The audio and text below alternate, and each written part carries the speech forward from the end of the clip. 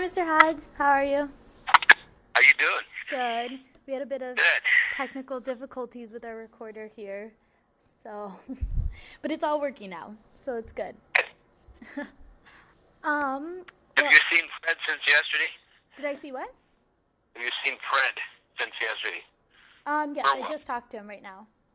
Okay, did he mention I'm going to send him stuff? Oh, no, he didn't. Okay. A few years ago, in the process of hoping to write an entire history of women's tennis at Beloit, I finished a manuscript that covers from about 1971, when tennis started, women's tennis started, to 1995. Okay. And I'm going to send that to him, and obviously you're welcome to look at it. He's going to make a copy of it and send it back to me. I've only got one copy of it, Oh, okay. but I will get that in the mail probably today or tomorrow, and it'll be helpful to you, I'm quite sure. But let's talk, Okay. and you can ask me any question you like. Okay. So basically, I wanted to start out talking about Title IX, which is obviously huge to women's tennis, and maybe how you think that it's evolved since like the early 1900s when women obviously didn't do any sort of sports that were between colleges, and it was basically just like within the school or within sororities or whatever, and then how that kind of came to be with Title IX being installed in the program, and how that kind of affected women's tennis here at Beloit. Okay. Yeah, it'd be unusual for women to play intercollegiate sports in the early part of the 20th century. There were some exceptions, but very few and far between. Women's sports took off a bit more in the 1960s, primarily because of the civil rights movement in the 1960s that included women's liberation and women's demands to be treated equally in sports. Now, they weren't,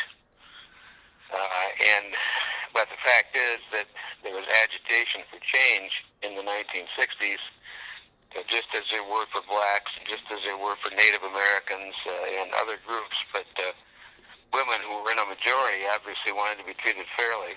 And by the early 1970s, an act was passed.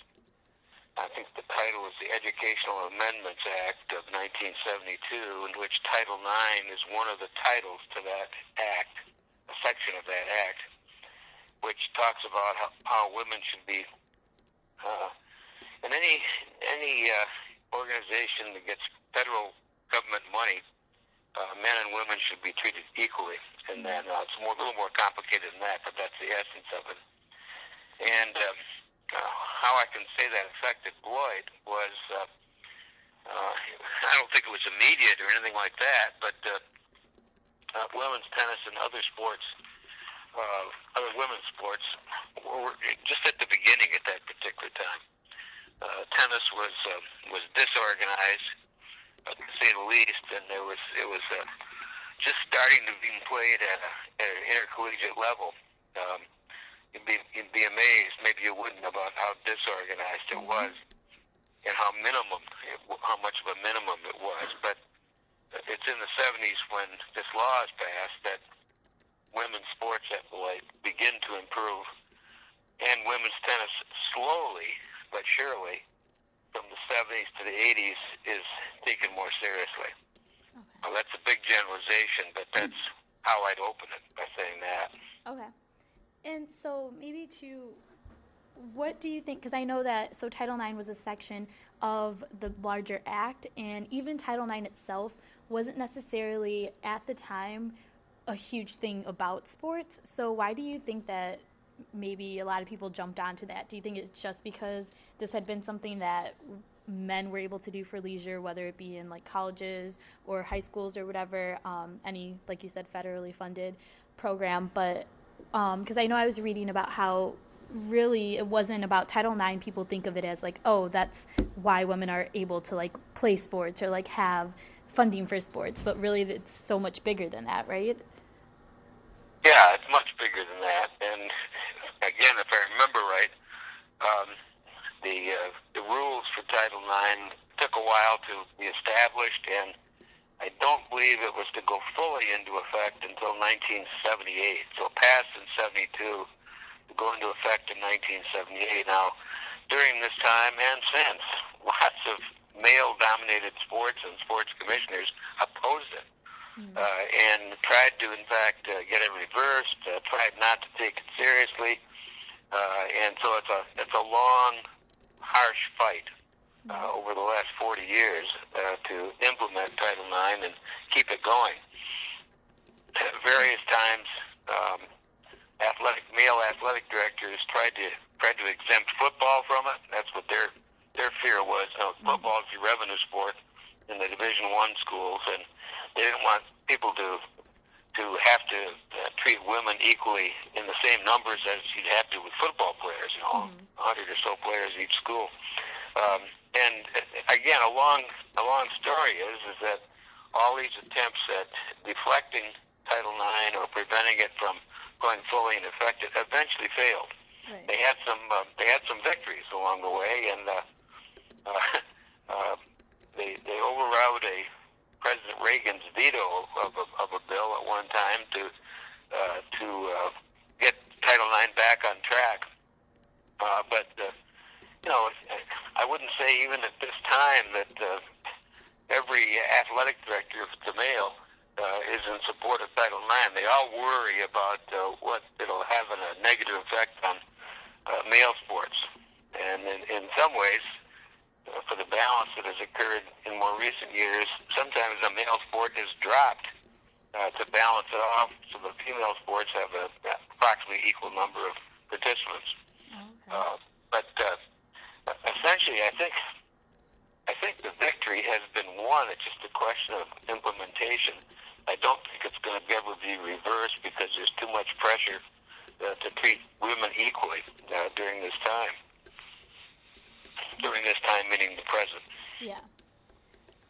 So going back to more specifically when it was when tennis was starting here at Beloit, you said that it was a bit of a mess, and I know Fred had mentioned, you said something about the men's team trying to help out the women's team because of the lack of finances that they had. Right.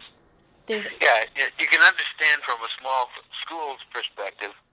All of a sudden they're supposed to promote women's sports and treat them equally with men's sports, and they don't have a budget for that. And I know in the case of the early 1970s, the Beloit's women's team, as it began, needed money, had no funding, and an insurance company in Wisconsin gave the league $6,000 to sort of start up women's programs. Oh, wow. And when you see the stuff that I wrote about this, when Fred gets this thing, there's 2 or 3 pages that deal with that in there. And so it was a start, to say the least. But, small schools certainly don't like the idea of all of a sudden they got extra expenses, and I don't think they took women's sports at all seriously at first. It would take some time, to say the least. But it's slowly going to change in the 1970s. In the case of Beloit, Beloit got involved a little bit after other schools got involved. I'm looking at my things that I wrote right here, and I focused on 1971. And quite honestly, when people began to play tennis at Beloit, women began to play tennis at Beloit, I don't think anybody took the teams very seriously. They were fun things to do. It wasn't all about winning or anything like that. It was about participation. And in Beloit's case, there was a young faculty member at Beloit by the name of Shirley Ahrens, Ahrens. And Shirley started at Beloit the same year I did, in 1966.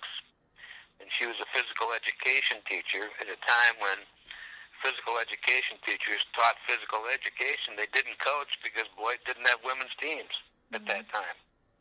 And there was a real focus on the importance of physical education. And during this time, Beloit had a requirement that you had to pass a physical education test to graduate. Oh, wow. Part of it was a swimming test. Part of it was a balance test. And I've always wondered how many students, if any, never passed that exam, and were they kept from graduating? Because it seems so Mickey Mouse now, you know. But Shirley Ahrens was a good tennis player, and I knew her very well. And so she began to get involved in the early 1970s with women's tennis, among other things. And tennis interest in it began to grow. Prior to this, Lawrence University, still in our conference, right, had been holding women's invitational tournaments. And they had been doing this at least since 1967. And these were kind of old-fashioned, typical, like, sports days, which, you know, you could trace all the way back to the 19-teens and especially the 1920s. And these were a way to allow women to have some competition, just not too much. So right. They didn't keep team scores, for example. The competition was very low-key. And this is what's going to change in the 1970s. Now, in 1971, Beloit sent 5 players to what was called the 5th Annual Lawrence Invitational in May of 1971. And all the Beloit players lost in the first round. Oh. Not surprisingly, that there was 5 University of Wisconsin schools at that tournament. Oh, okay. UW Green Bay, UW La Crosse, UW Oshkosh, UW Stevens Point, UW Whitewater, Lawrence, and Beloit. You know, so Beloit's way behind. You know, yeah. in playing. They won again in May of 1972, and they're doing this sort of. I mean, I don't know how much practice they had before this. It's hard to know, maybe impossible to know. But there's a bunch of Beloit women that are interested in doing this, and Shirley Ahrens is kind of the organizer of this for Beloit. And so they went off again in 1972 and sent only 5 players. And let's see how they do. This time in 72, Lawrence had a pretty strong team. And I knew their coach later on when I started coaching in 84. She was still the coach at Lawrence, and a very nice lady by the name of Mary Heineke. Later, she got married. Her name was Mary Paulson, Paulson. Very supportive, very well organized, and promoting women's sports, particularly women's tennis. So, 72, Beloit went off there again, and one of the Beloit players, whose name was Sarah Brown, Sarah Brown, won 2 matches but lost in the finals. And 2 other women,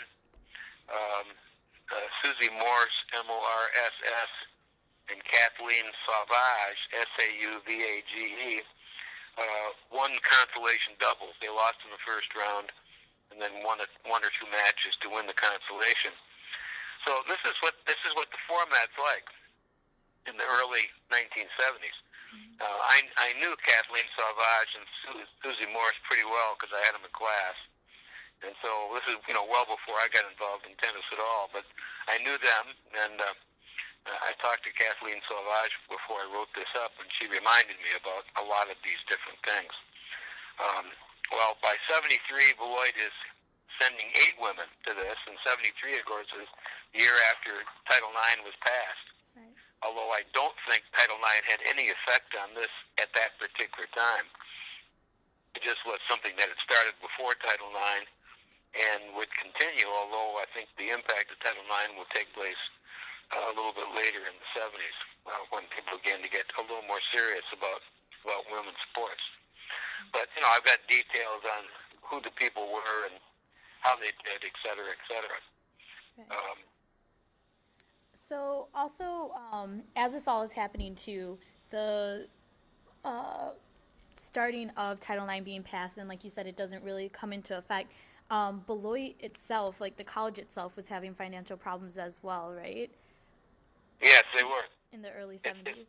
it escalated really by the mid 70s. Okay. So you probably know about the so-called new plan at Beloit College. Yeah, You heard like about that? the Beloit plan or something? Yeah, the Beloit plan, which was a year-round calendar, and that had a lot of positives to it, but it was disastrous for student organizations, and especially sports organizations, because you went for 3 semesters, then you went for 2 out of the next 5, and then you went for the last 3 semesters. But right away, there's exceptions to that. I mean, for example, if you were a basketball player, basketball is played over winter and spring, and so unless you went to both of those semesters, you were not going to be a very effective player. So right away, they began making exceptions for basketball players, and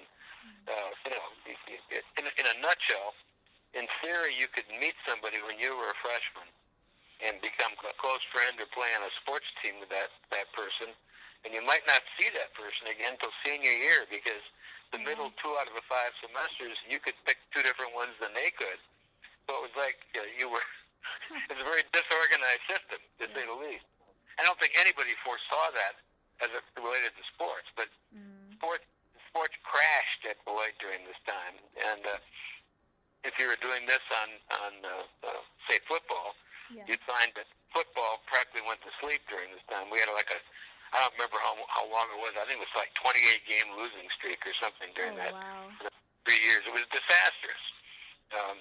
Now, it wasn't disastrous for women's tennis because that was just starting, and they weren't very serious about it, to say the least. Yeah. So, again, it's going to take quite a bit of time. All right. So also, so with that, then you started coaching, you said, in the early 80s? I started coaching in 1984. Okay.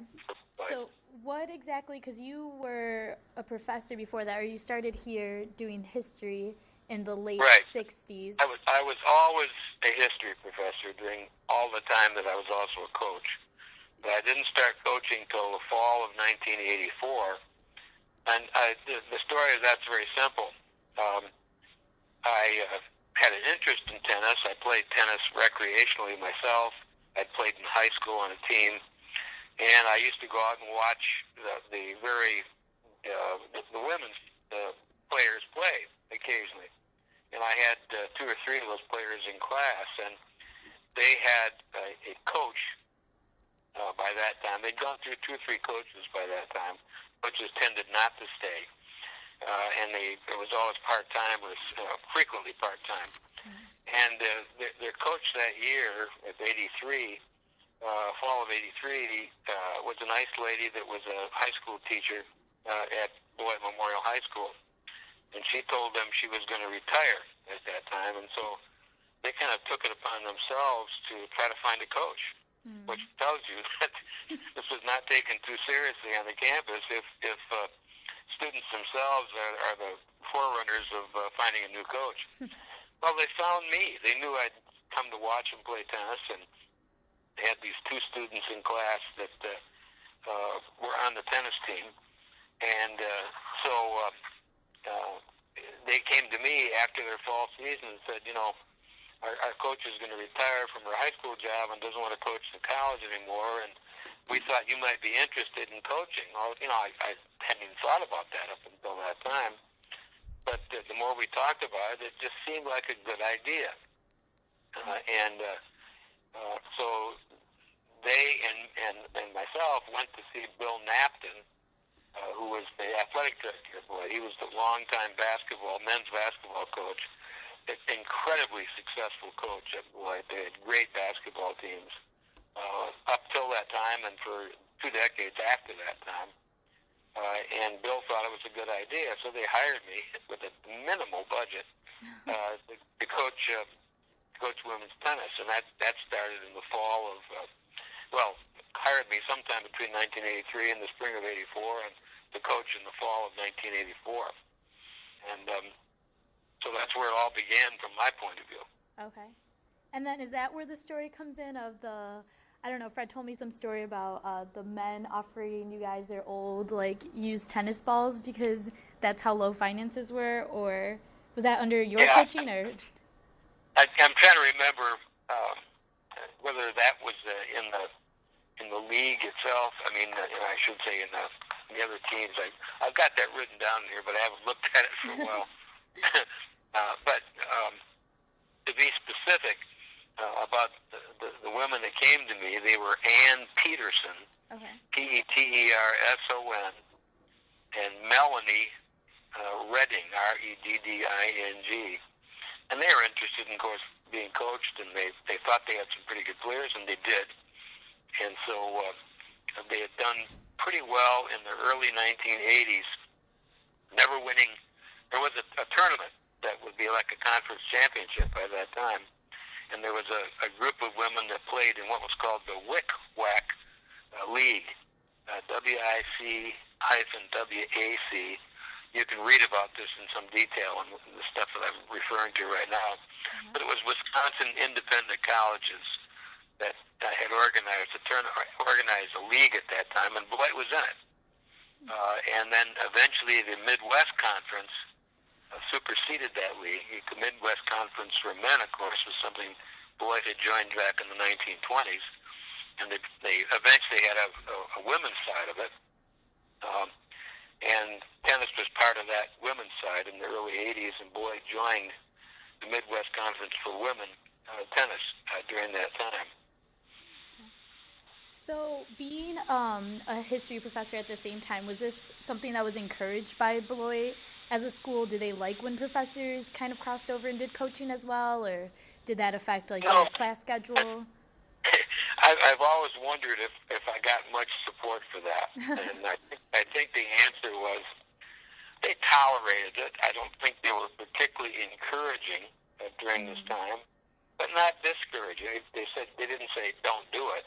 Right. Now, there's been an occasional professor that's had some contact with a varsity sport, but the only other one that has spent a long time doing it is Ken Yasukawa in biology. And I don't know how big your attempts are to what you're going to do with all this information, but if you haven't talked to Ken Yasukawa, you ought to, because he's still at Beloit, and he's been involved with women's volleyball for decades at this point. I don't remember when he started, but probably 20 years ago at least. And you might ask him, whether he got encouragement or discouragement from the college. I know, there's some faculty at Beloit that have zero interest in sports, collegiate sports, and some were quite supportive. And when Roger Hull was president of Beloit back in the 1980s, he was supportive as far as I know. He played tennis himself. I used to play with him recreationally, and he certainly wasn't discouraging at all in support of, let's say, women's programs, and for that matter, myself. But I can't speak for other presidents. You go through a president about every 8 or 9 years, and nobody said no, put it that way. I remember talking to one of the deans, probably in the mid-'80s, although I don't remember the year, telling him that I thought one of the things that I could do to help Beloit College was to coach women's tennis. I said, well, it will take away from some things. It won't affect me academically at all in my classes, because that was totally separate. And I remember asking him whether he thought that would be a good contribution to Beloit College, and he said yes. Oh. So he could have said no and say, get out of that, don't waste your time doing that, but he didn't say that.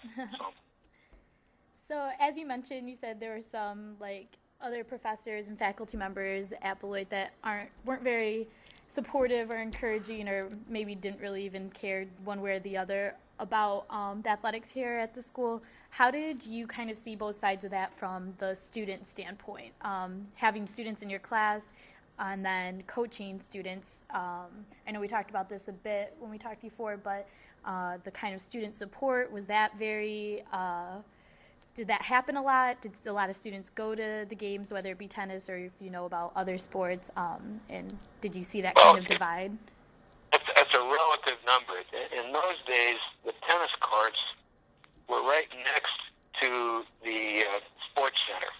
Okay. And the sports center got revamped, I think, in 1984, 85, and improved. And an addition was put on the building, which is the present big box there, where you play volleyball and basketball, particularly. That was put up in the mid-'80s. Before that, all we had was the section of where that old track is. Okay. And you've been in there, right? Yeah. Okay. Well, that was all we had. That part of the building, and it was a place where you could play basketball and volleyball and nothing else. It was a raised floor on wooden, supports. It was raised up about maybe 3 feet off the ground. And it was a nice basketball arena, but that was all it was good for. There wasn't even that crummy little running track around the outside of it. There was coaches' offices over there on the west side of the building, where there's nothing there now except the track. And it was such a nice floor that if I remember the years right, 1984 and 85, could have been 85, 86, but those 2 years, the Chicago Bulls came to Beloit for their preseason practices. They loved playing on that floor. And they were around for about 2 weeks in late September, early October, playing on our floor. And there was a fairly becoming well-known player by the name of Michael Jordan that joined. He's a little famous. You can imagine what it was like on campus. The students, of course, are watching the practices and meeting these really tall, predominantly black guys that played for the Bulls. And I don't know any anecdotes about that except to say there was a lot of interest in the fact that the Bulls were on campus. Yeah. So then, with that, then did you see students other than maybe interested in sports because of the Chicago Bulls playing? Were they at the tennis games? Were they at the football games, if you saw that? Were they very supportive of their fellow athletes? Well, there's certainly the sport. Basketball had been traditionally men's basketball had traditionally been a very popular sport at Beloit College. I don't know if you ever read anything about the details of it, but there's a lot of stuff in the archives that you can find dealing with the great basketball teams of the late 40s and early 1950s. And it became very controversial at that time. In a nutshell, Beloit did some things that the rest of the athletic conference disagreed with, and Beloit was kicked out of the conference by the mid-50s, I forget the exact year. And Beloit basketball was taken very seriously, and the team, even though it was a small school, it didn't call it Division III in those days, but it was a small school conference, played some pretty big, important schools. I know we played DePaul University and beat them. In 1951, the men's basketball team went to the National Invitational Tournament, at a time when the National Invitational Tournament was really important. They still have it today. It's sort of secondary to the NCAA tournaments. But it was a big national tournament. And even more importantly, in 1952, the captain of the Beloit's basketball team became captain of the National Olympic team that won a gold medal in the 1952 Olympics in Helsinki. This guy was the scoring leader at Beloit for the next 4 decades before finally overcome by a guy that played for Beloit in the early 2000s. But it's kind of an interesting story to think that this tiny little school had a guy that made the Olympic team and was the captain of the Olympic team. Yeah. That's crazy. Okay, so then for you, also, I read something that you had people either called them, or I don't know if you named it this or the students named it this, something called the Hodge Jocks. The Hodge what? The Hodge Jocks. Do you know? Spell that last word. The Jocks. Yeah, I don't know what that would be. I never heard that phrase used before. Okay. I will say one thing. I didn't finish one thing. Mm-hmm. When our courts were on the main campus, we got a lot of people when we had a home match who would come and stop by and maybe stay 20 minutes, 30 minutes, an hour, whatever, sometimes between classes, sometimes at the end of classes in the afternoon. And it was we were right next to a natural walkway on campus. And so people going across campus would see us, and if they knew people playing, they'd stop and look. Now, in more recent years, the courts are way down behind the football stadium. Mm-hmm. And we get very few people that just wander down there. Right. Some will come down because they know tennis players, but people just don't come to watch tennis matches very much. Yeah. They did to a larger extent when we were right on campus, but I'll tell you what, those courts were so bad, we had to get rid of them. Every year they developed holes in them. They were built on wood stilts, and they were dangerous, put it that way. It took like 20 years to get rid of them. So the courts now are very nice. They're just a ways from people, and people don't automatically walk by them and watch matches.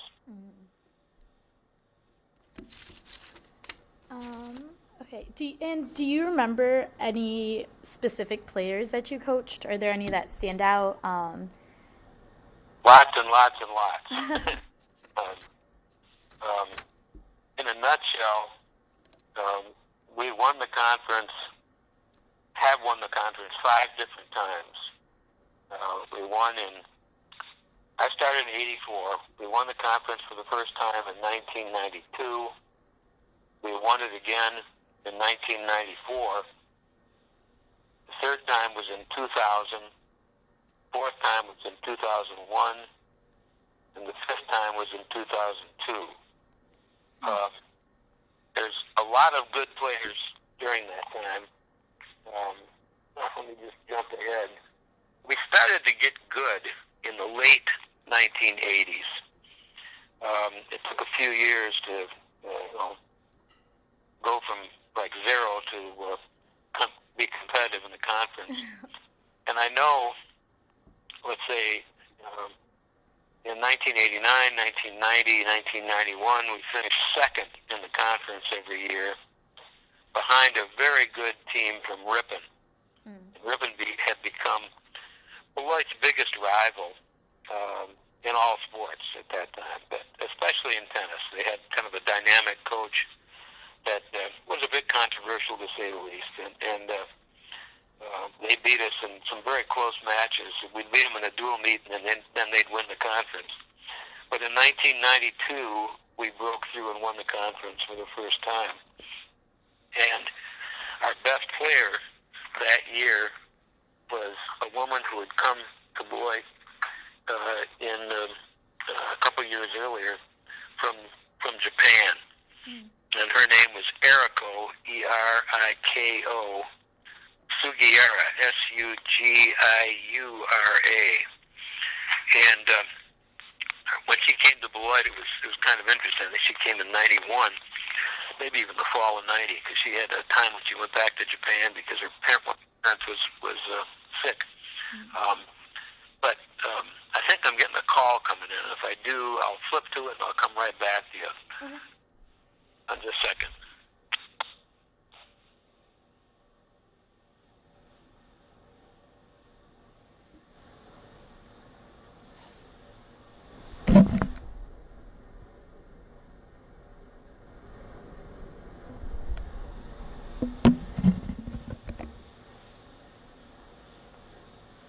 Are you there?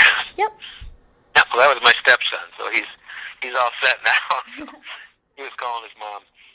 Anyway, we had some very good players prior to Eriko's time at Beloit. The story of her is what I think is a really cute anecdote.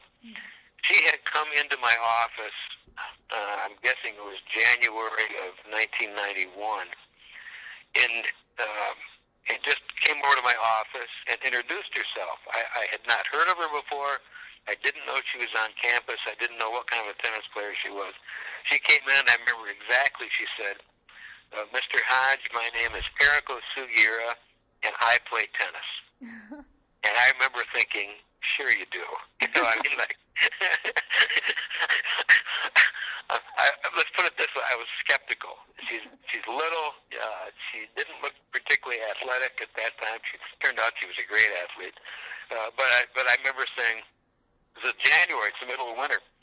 And I remember saying to her, well, that's really great. I said, would you like to play just for fun against one of the other players on the tennis team so I could observe you? And she said, well, of course. And so I put her with our best player, who was Courtney Unger. Courtney, the normal way of spelling it, Courtney, Unger, Unger. And Courtney was a very competitive number one player for us and had come very close to winning the conference. I think she came in second at least once at number one singles. And so I got her with Courtney, and we had this crummy place you can play indoor tennis at Beloit, and so we got them together. And I remember after about 10 hits, I said to myself, literally, oh my God, because she was a lot better than Courtney. Oh, wow. And she became our leading tennis player before she graduated in 1984. And while we won the conference championship twice in 82 and 84, she won number one singles in the conference twice, and also number one doubles in the conference twice. And she's in our Athletic Hall of Fame. She's the first tennis player in our Athletic Hall of Honor. Now, there's lots of other good players I could talk about, but the next really good player came to Beloit in the late 1990s. Must have been 97. Her name is Marina, M-A-R-I-N-A, better known as Masha, M-A-S-H-A, Prudnikova. You're going to love this name. P-R-U-D-N-I-K-O-V-A.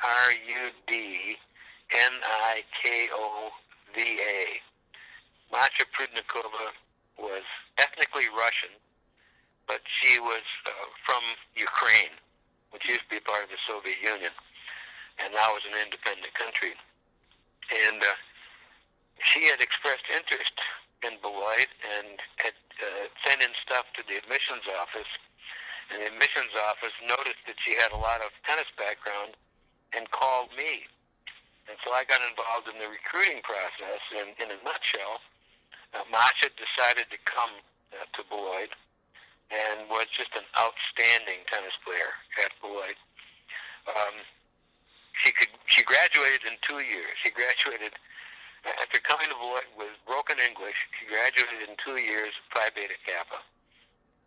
And you know what Phi Beta Kappa is, right? The Honor Society? Beg pardon? Hello? Yeah, I'm here. Oh, okay, sorry. I said, do you know what Phi Beta Kappa is? Is that the Honor Society? Yeah, that's the highest academic honor society. So it's a national fraternity. And so she graduated in 2 years, but in that meantime, she had won our conference championship twice. The team finished, I think, second during that time. The rest of the team wasn't nearly as strong as she was. But she's the first player that we had that went to the national championships in the spring. And she did well. She won her first round match and then lost very closely to the young woman that won the national tournament. So she was probably a little step up from Eriko as far as ability goes, although they were certainly very good. Both of them were very, very good. Then other ones I would mention very quickly are that Masha was in my office in the fall of 1998 when I started noticing that I was getting an email. And it was one of these emails that was partly in Russian and partly in English, and it listed across the top a bunch of small schools in the United States. I remember it was like Bard, Bennington, Beloit, all B's. And I said to Masha, what in the world is this? I don't read Russian, don't speak Russian, don't read it. And she figured out it was from a woman in Moscow who was expressing some interest in learning more about Beloit College. And this young woman's name is Tanya, Tanya, Kopylova, Kopylova. And Tanya seemed interested from what we saw, and so I thought, well, let's call her. Let's just call Moscow. And we had to wait for a proper time because it's like 10 hours difference, you know.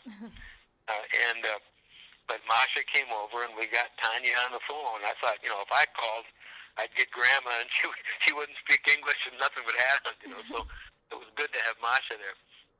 But essentially, Masha talked to Tanya, got Tanya interested in Beloit, and to make a long story short, Tanya came the next year. Won the conference. Masha had graduated by this time, and Tanya won the conference, although I think, again, we finished second. And at the end of that year, I kind of teasingly said to Tanya, you don't have any other friends in Moscow that you think might want to come to Beloit? And she thought of me, and she said, well, you know, I think my friend Yulia might be interested in this. And so we recruited her best friend. Her name is Yulia, but spelled Ioula. Did I get that right? Let me think. Anyway, her last name, that's correct. Lebedeva. Lebedeva. Lebedeva. And she's from Moscow as well. And they were friends from high school, I guess. Actually, for playing on the Russian, they were put in the old Russian system of high-level tennis in the hopes they could, you know, be Olympic players, etc. Well, they weren't that good, but they were great for Division III. They were better than Division III, as was Masha. So we had them for 3 years. And it's because they came that we won the conference in 2000, 2001, and 2002. And they were the two best players in the conference, and virtually their records were incredible. I mean, they lost. I don't think either one of them ever got beat in the conference. Oh, wow. They lost to some outside teams, so we got some tough teams to play. But they were wonderful. They went to the national championships, I believe 3 times in the fall and 3 times in the spring. The best they did was second in the country. And this would have been, I think, the fall of 2001. And I'll give you just one anecdote that I guess I'm the most astounded by and impressed with. I think this would be in the fall of 2001. We played in a tournament at Gustavus Adolphus College in Minnesota, and it was the Midwest Championships, that tournament. And the winner of that would go to the national tournament. But it also was a way for Beloit. It wasn't a national. It wasn't a team championship. It was individual championships.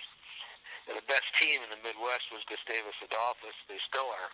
Oh, it's the best or nearly best team among the Minnesota, Wisconsin, Illinois, Missouri, that general area. And so it's a tournament, individual tournament, singles and doubles. And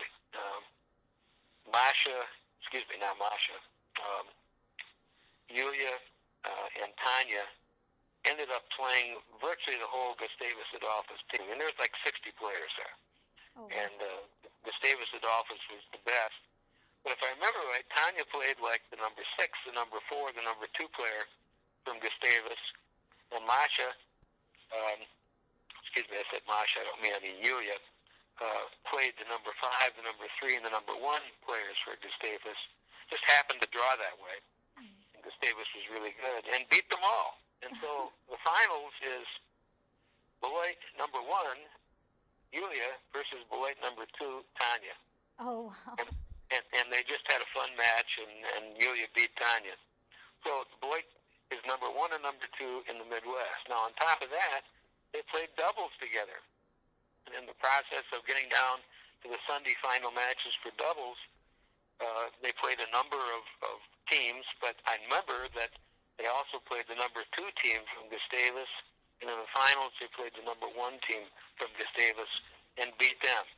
So in one day, out of the top 64 players in the Midwest, Beloit is number 1 and number 2, having won both the singles and the doubles titles in the same day. Oh, wow. That was That was the high point of Beloit College women's tennis. It can't get better than that. That's awesome. Yeah, you can imagine what it was like to be the coach, just watching this unfold. Yeah. That must have been a super proud moment for you. Beg pardon? That was a very proud moment for you? Oh, yeah. The proudest of my entire coaching career. That's awesome. So they were, and you asked once, do I keep track of these people? Keep track of not only those 4 people, but I would say another dozen or so people over the last 20-some years, and a few more peripherally. I mean, I'm aware of what they're doing. I got all kinds of anecdotes about these people. Masha, I love this anecdote too, and it's an absolute true one. Masha's also in our Athletic Hall of Honor, and quite honestly, both Yulia and Tanya will be in there soon, I guarantee you. You got to wait 10 years after you graduate, and they're reaching that right now, so I'm sure they'll be picked soon. But the anecdote that I think is really funny is that Masha had a really outstanding personality and just the world's nicest person. And I remember she talking to myself and my assistant coach.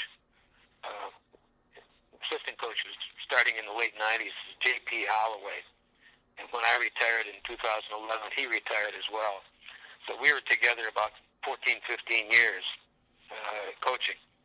And he and his wife became Masha's parents, that's not the right word, but sponsor, and while she was at Beloit. And she told him and me one time, there's 2 things I'm not going to do after I graduate from Beloit.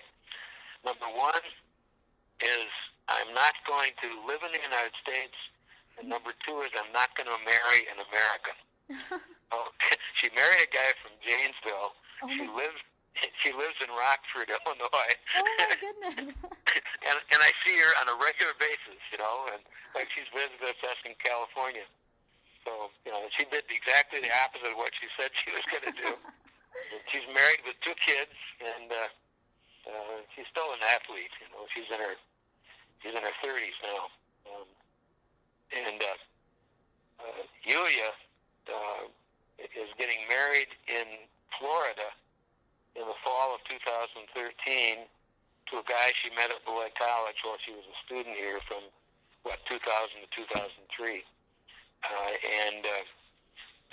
So my wife and I are invited to that. We intend on going to see her get married, and we're hoping that Tanya will come to that as well, because they're good friends. And we just heard from Tanya by email last week. So I'm in touch with all these people, plus a lot more over the years. That's awesome. One of my favorite players of all time was a woman by the name of Kelly Condon, Condon. And she was the first one I heavily recruited, and she came to Beloit, and I'm guessing the years now, if it's the 1985, 86, I think. Her story is simple.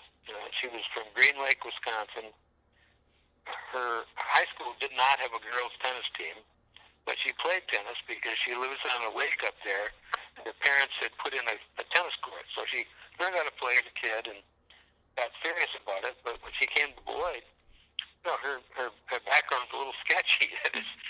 not on a high school team, but she came in and played number 1 for Beloit her first year. Now, quite honestly, she wasn't really a good number 1 player, but in fact, over the next 3.5 years when she was at Beloit, we got lots of good players that came in. And Kelly, after playing number 1 for Beloit with a losing record, played number 3 her sophomore year, played number 3 her junior year, and played number 6 her senior year, and almost won a conference championship. She got beat in the finals at number 6. Now, the point being, the team got really good during that time. And she improved, but her position on the team dropped down, which is what a coach's dream is like, is having a good player go lower and lower in your lineup, enhancing her chances of winning. And that's exactly what happened to Beloit tennis in the late 80s, and it continued in the early 90s when we Grundy won our first conference championships. But Kelly and I have been good friends ever since. She went to University of Wisconsin Law School. She lives in Denver right now. And when I, over the last decade, came back just to coach women's tennis, I almost always stopped in Denver to see Kelly. And she's married with 2 kids, and she's a lawyer. And she works for a large corporation in women's rights within that corporation. So, and I could give you, a dozen other names, but that, right. You don't want to get bored with all these people. No, I think it's really great. I keep track of them. Yeah. Put it that way. That's really good. That, to me, that kind of shows that you definitely wasn't just all about the winning aspect of it, which it seems like you guys definitely did, but it was also you got to know your players really well, which is, I think, a really important part of coaching. So. Well, it really was for me. I mean, I got to know these people well, and we became friends, and we still are friends in a lot of cases. There was one time in the early 2000s, I think, I can't remember the exact date, where the Beloit magazine came out. I think the 3 issues in a row, they had a picture of different weddings of women, graduates of Beloit, and I was in all 3 of the pictures. I've been to weddings during that time.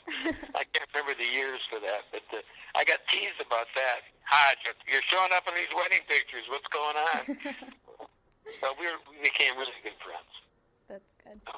So we had one tradition that somehow I think you ought to know about, and that was that I love ice cream. And as a consequence, it didn't take long for me to know where the best places to get ice cream were when we took trips. And there's a place in the Quad Cities, Illinois and Iowa, Rock Island, that area of Illinois, where there's a place called Whitey's Ice Cream. And Whitey's Ice Cream, this is for your benefit too. If you ever get in that area, you better stop at ice cream. But they're little huts that are perfectly white on the outside, and all they sell is ice cream. And they have delicious ice cream. And so it was our idea to stop there all the time. Well, over the years, I picked up Whitey's hats and I picked up Whitey's T-shirts because the team would buy them for me. At the end of the season present. And it became a joke that I would tell recruits that, my van automatically pulls off the road when we get close to an ice cream place. And it doesn't even have to be driven off the road. It'll turn itself, And of course, some of them bought that, But the fact was we stopped all the time for this. And it became kind of a tradition from year to year to year to year. That's so funny. So I can kind of tell what kind of coach you probably were with them. It was probably a more fun atmosphere, especially road tripping and things like that. But players, not necessarily players, but how did your kind of time at Beloit evolve, like within your coaching style maybe, or like the game itself, tennis itself, the finances even? How did that sort of all we eventually got adequate finances, not generous, because sports at Beloit are not heavily financed, but it got better in time. Certainly, was enough to run a reasonable program, and we did go to tournaments and things like that. So that was all good. And I quite honestly, I think that once Ed DeGeorge, hold on a second, somebody's at my door. I'll be right back in about 2 minutes. Okay.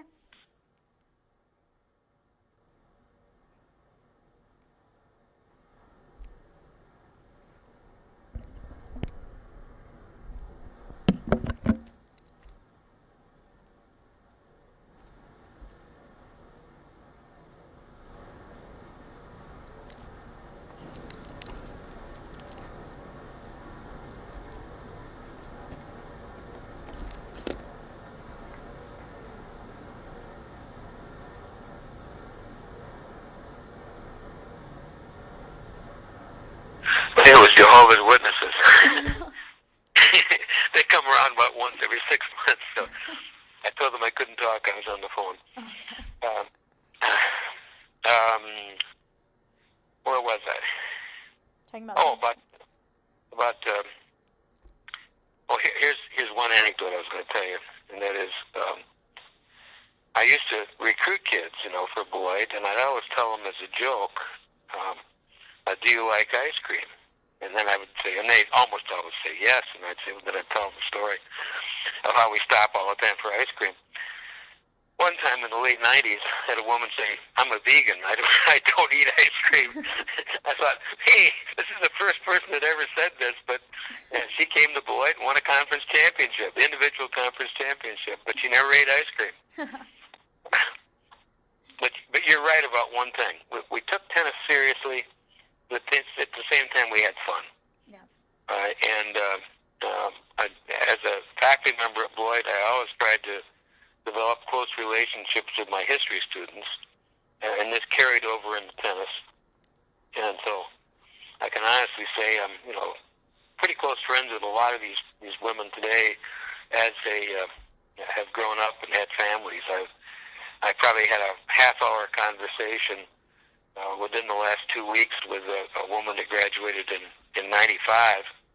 And her name as an undergraduate was Hillary Frelk, F-R-E-L-K.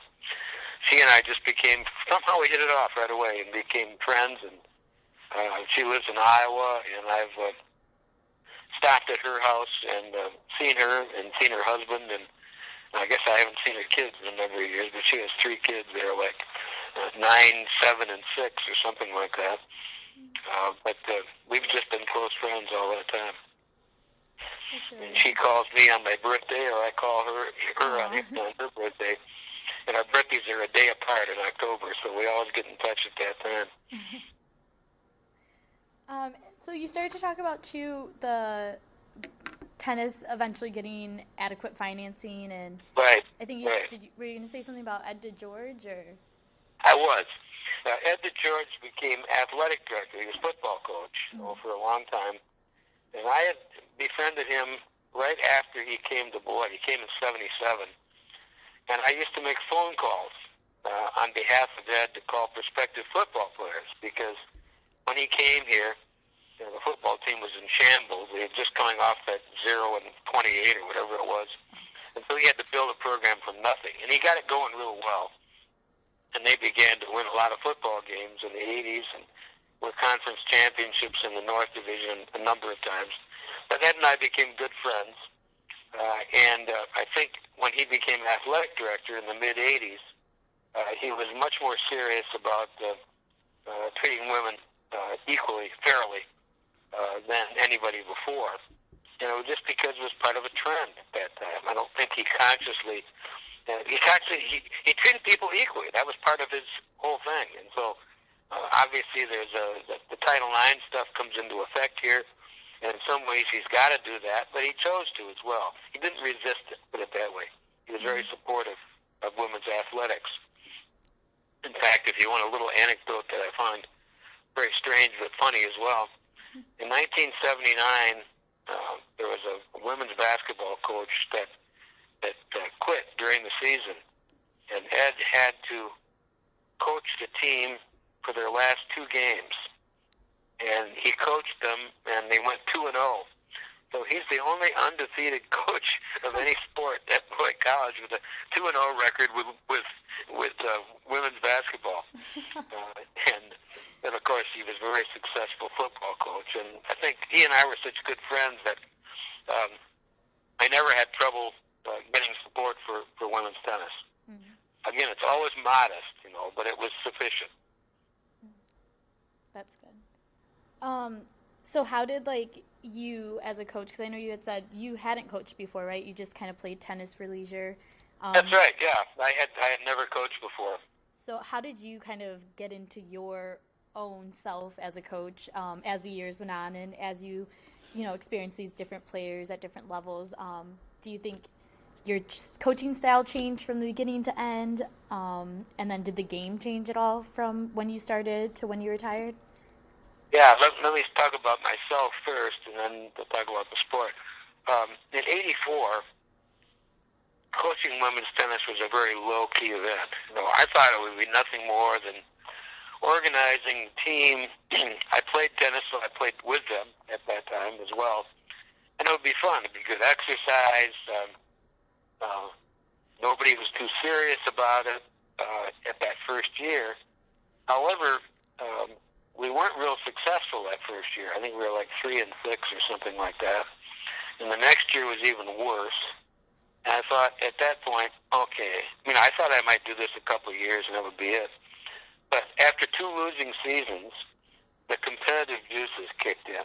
And I thought, if I'm going to do this, I'm going to help this team get better, or I'm not going to do it. And so I then began to recruit seriously at that point. And, recruiting at Beloit is basically calling kids on the phone. You don't visit them at their homes or anything like that.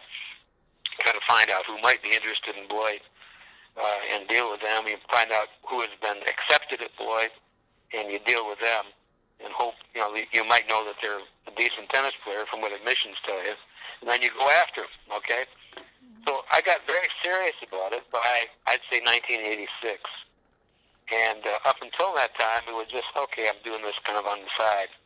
And I think that kind of parallels that Beloit College women's athletics are picking up during that time as well. And Beloit women's basketball team would get very good in the early 1990s. And I think it kind of mirrored what tennis was doing. And I'm trying to remember, I think our victory in 1992, you might have to check this, I think our victory in 1992 was the first time a women's program won a conference championship at Beloit. The basketball was getting good, and I can't remember the first time they won, but it was in the early 1990s as well. I think they won 3 out of 4 years, sometime in the early to mid-90s. But, I think my interest picked up as you got better players. As you got better players, they wanted to win more, and you got organized better and you tried harder. And success came. Well, it was very difficult, and there's lots of setbacks when you think you're on the way to win something. Like after we started coming in second out of 10 for so many years, we thought we'd always be second. And then we had this breakthrough in 1992. And it continued for off and on for a decade after that. Now, we haven't won the conference since 2002, which is a frustration. It had nothing to do with me deciding to retire in 2011. It just was that, as I was getting older, coming back for 8 weeks in the fall became more difficult. And I'm happily living in California, and while my wife was very supportive of that, it meant that unless she came with me, which she only became part-time, we were separated for like 8 weeks, and that wasn't the best thing.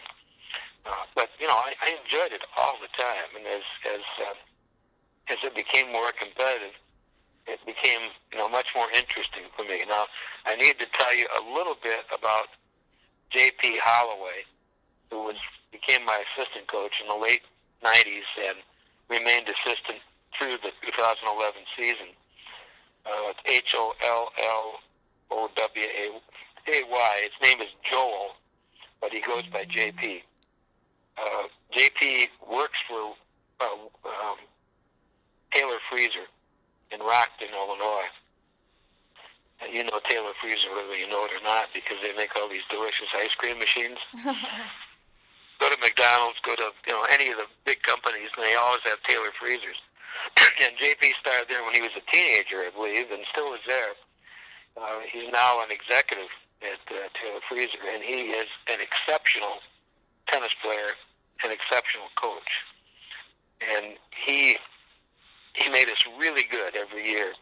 As I got older and stopped playing on the court with the players, JP picked up on that, and he became the one that was doing all the drills and things like that. And I'll tell you, we'd never have been so successful as we were if it wasn't for JP. And he's almost like a son to me because he's almost half my age. He's in his late 30s now. I'm 73. But I got him when he was in his early 20s, and he was invaluable to the tennis team.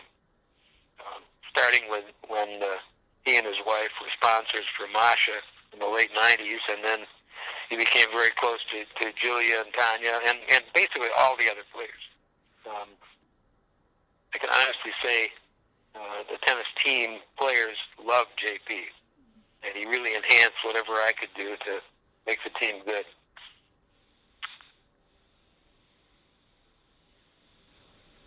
He still lives in Beloit. We still talk to each other and see each other, and he's married with a couple kids as well. And one of the reasons both of us decided to retire in 2011 was this new job that he got at Taylor Freezer, which puts him in charge of about 60 people. And at the same time, his boys are in athletics, and they're like 9 and 6 right now, and so he wanted to spend a lot of time with them.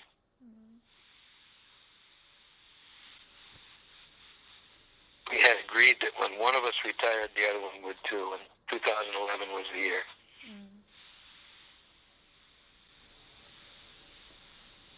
So then, how did the game of tennis sort of evolve from the 80s when you started to 2011 when you retired? Okay, it escalated, I would say, in importance fairly quickly. That is, when I took over that program, I don't think anybody at the school was paying attention to women's tennis. When we got good in the late 80s and then won the conference in 92 and 94, we got a lot of praise. The team got a lot of praise. They really wanted to win. You know, they were very serious about winning. And when we didn't, we came in second in 1991. It was a crushing blow, but it could have said, okay, we're never going to win. But they were determined to win the next year. And it was that next year that Eriko Sugiura joined the team and was such a good player for us. And we got 2 or 3 other really good players that came in during that time. And so I'd say from the early 90s on, women's tennis was very visible at Beloit because the team was regularly good. We won the conference 5 times between 92 and 2002. I think we came in second at least 6 or 7 times during that time. So it was a serious endeavor, but as you can tell, it was fun as well.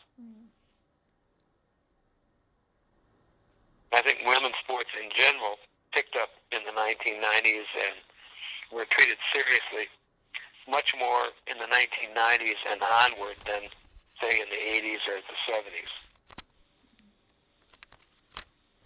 Did you think that was part of that's Title IX, part of it just because the athletic director was interested in treating women equally, and I commend Ed DeGeorge for that. So it was a more something that you noticed at Beloit itself rather than nationally? Or do you think that's when nationally women's sports picked up as well? Here's the thing. Certainly nationally you noticed it, but the focus of Title IX nationally is on the big schools, on Division I schools. We're a little Division III, so its impact should have been not as pronounced, and I don't think it was, but it was more natural to make the mental changes that are necessary here and support Title IX was easier at Beloit because we didn't have a football team that was winning national championships and sending out scholarships and trying to raise money and stuff like that. So Division III is still kind of a shoestring operation when it comes to supply or support for it, so I think it was easier at Division III to support Title IX. It wasn't like it's not going to ruin our program for women to be treated equally. It's going to enhance our program.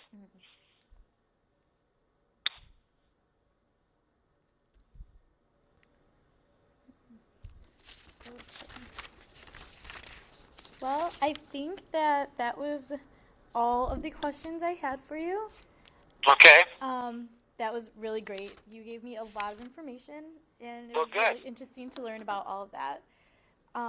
Did you have any questions? You can tell from talking to me, this was just a fun thing. Yeah. And I'll tell you one insight into my personality is I can tell you honestly that I never felt in my 42 years at Beloit College that I ever had a, quote, job. I thought it was just fun. I mean, I thought teaching was fun, the relationships with students was fun, and the coaching was fun. And I always look forward to it every year and felt that all this stuff enhanced my life and at the same time The teaching part got me involved with a lot of extremely bright people. Again, many of whom I still have contact with, and the coaching did exactly the same thing. And sometimes the players for tennis were my students as well. That was frequent. And I can tell you, one more anecdote that I it's partly a joke, but partly some truth to it. I always asked people I was recruiting, does tennis make you smart, or do only smart people play tennis? Because the women's tennis team always led the other teams in grade point average. Frequently, the tennis team had a grade point average of, counting everybody in the team, of over a 3.5. Oh, wow. I think one year it topped off at like 3.6. We were always over 3.0. We seldom, I can only think of like one person that dropped out of Beloit because academically she wasn't doing well. Everybody else, not everybody graduated, because a few would leave, but they were all top-notch students all the time. So the joke of saying, does tennis make you smarter, only smart people will play tennis, has a little ring of truth to it. I'm not sure which it is, but right people play tennis is all I can tell you. Well, that's great, and it sounds like you really enjoyed your time both teaching and coaching here at Beloit, which is awesome. That's the Absolutely. best kind of job someone can have, is one that doesn't feel like a job. So. That's exactly how I felt about it, and I still feel that way about it. I tell people that because I think I was so fortunate to end up. In fact, I think the last 3 presidents of Beloit College, you wouldn't have to pay me for this job. If I would do it for free if I could afford it. Mm-hmm. So they ended up paying me, of course. But it was that much fun. Yeah. Well, that's awesome. And I hope you, whatever you end up doing, find a job that you like and feel the same way after a while. Yeah. Well, thank you so much for talking to me, and it was great getting to talk to you and meet you over the phone at least. Yeah. And I might be sending maybe a follow-up email. I know you're going on vacation here soon. So. Yeah, we're leaving on Friday, but we'll be back in about a week. Okay. All right. So I probably will be sending you maybe a follow-up email if I need to, if that's okay. That's fine. And if you have any questions about what you're going to write, I'd be happy to. You can read it to me, and I won't censor you in any way. Okay. It's up to you. But if there's any question about intent or meaning, or you're not sure of what I said about something, okay. I'd be happy to try to help you with that as well. And in the meantime, I'm going to send this my first attempt at writing a history of this to Fred. Oh yeah, yep. Looking very forward to that. Yeah, so you're welcome. I'm sure he'd be happy to have you see that. Okay. Sounds good. Thank you so much. Okay, great talking to you. Have fun on vacation. Thanks. Yeah, thank you. Thanks. Bye. Bye-bye. And interview with Bob Hodge, women's tennis coach.